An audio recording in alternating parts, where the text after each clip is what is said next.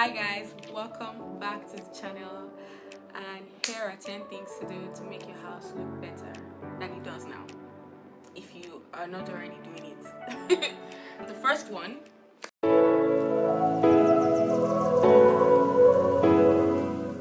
curtains. So I've noticed that most people hang their curtains way too low, so they hang it very close to the window opening. What you should do is actually hang it really high, close to the ceiling. This would prevent your house from looking shorter and make it appear to be even taller than what it actually is. Another tip regarding windows is to make the window rods a bit wider than the actual width of the window, so that it goes about 2 inches, 2.5 inches, or even more as you can afford to outside of the window.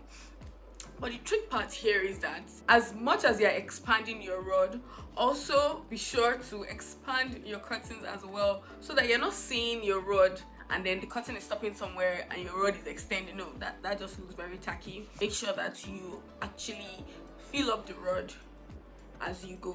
So the rod should actually, there's the clip that that holds the rod. Make sure that the clip starts at the edge of the rod where the head of the rod is, and make your curtain spread all the way to that clip to give it a wider appearance. Also, another tip when choosing curtains and fabrics for curtains is that make sure that the curtain fabric isn't too busy, because styling a busy curtain with other furniture in the house is just going to be very tough, and it might just come off as tacky once you're done with everything. So opt for a fabric that is light, not necessarily light as in white in color, light as in the amount of patterns that the curtain actually has.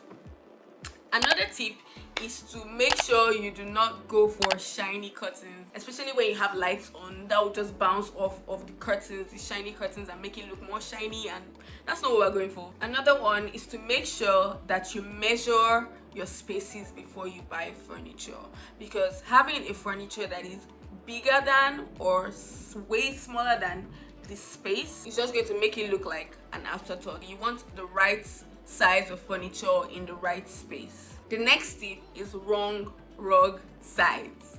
I'll say that again, wrong rug size. So you do not want your rug to be too small in your space, because that is just a no. If you have a rug that is currently smaller than your space, something you can do is get an even bigger rug and then put the small rug on top of it. How do you know a rug is smaller than your space? You have to make sure that the furniture surrounding the rug, that is your chairs, your couch, you make sure that at least the front 2 legs or 2 holders of the furniture are covering the rug, so that it sort of anchors the rug. You can even make the rug extend a bit past the furniture. Also, for the layering I was talking about, if you really absolutely love the rug that you have right now and it's smaller than your space, what you can do is buy a rug that is, for instance, the current rug you have now is patterned.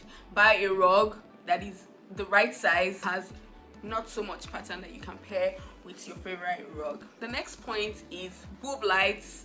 I'm going to even go further and say semicircular wall scones. You're a little guilty if you're renting, or if sometimes if you buy a house, it will come with all this very cheap, very outdated lights, and what you can do is just change them. They do not cost a fortune to change, I promise you. Especially wall scones, they're actually really cheap, really contemporary, affordable wall scones that wouldn't necessarily break the bank.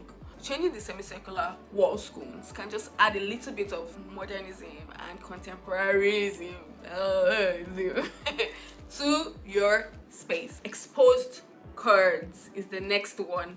I know that we are all guilty of it. I'm guilty of it. Everybody's guilty of it. Nowadays, people are making a conscious effort to have their TV cords concealed. That's during construction. But sometimes we come into a rented apartment, or even an apartment we just bought, and it'll be looking tacky. What you can do is buy these cord concealers. You can paint over them to make it match the color of your wall. Another thing with exposed cords or exposed cables is that you can actually drill a hole into your wall in 2 points and then pass it out. Yeah, especially for dry walls, okay? If you have a block wall, we might need to call an electrician to do that. Wall art we all love wall art, but there are a couple of things I want to touch on wall art. Don't hang them up too high.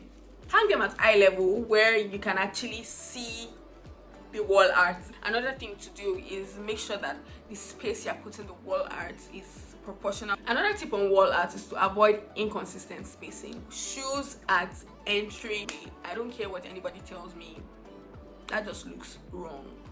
You're about to enter someone's house and they just have shoes lying around in front of the house saying welcome. No, we're leaving that Q3 2022.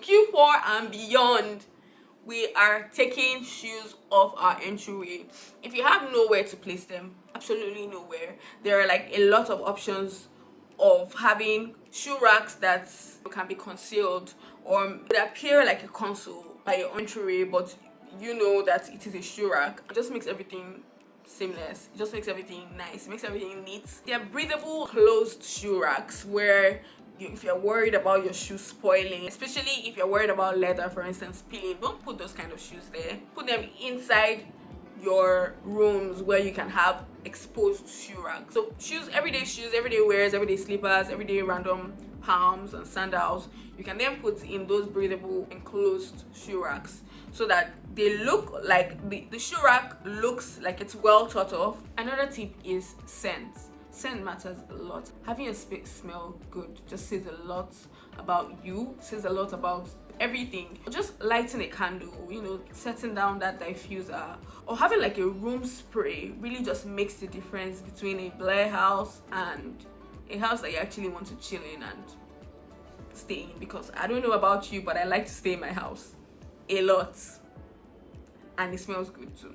Invest in candles, invest in diffuse, and these things do not necessarily have to break the bank. You can try out different scents as you go to see the one best suited for your space. You can try out different scents at the same time to just mix match and just make everything smell nice, smell good, smell nice, smell wall colors.